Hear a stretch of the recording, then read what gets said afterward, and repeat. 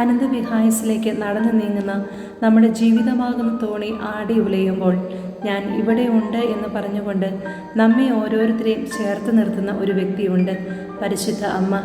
ഈ പരിശുദ്ധ അമ്മയുടെ കരം പിടിച്ചുകൊണ്ട് ജീവിതത്തെ ദൈവത്തിൻ്റെ കരങ്ങളിലേക്ക് പൂർണ്ണമായി സമർപ്പിച്ച് ലോകത്തെ പ്രത്യാശയുടെ തീരത്തേക്ക് നയിച്ച ഒരു വലിയ വിശുദ്ധൻ്റെ തിരുനാൾ നാം ആചരിക്കുകയാണ്.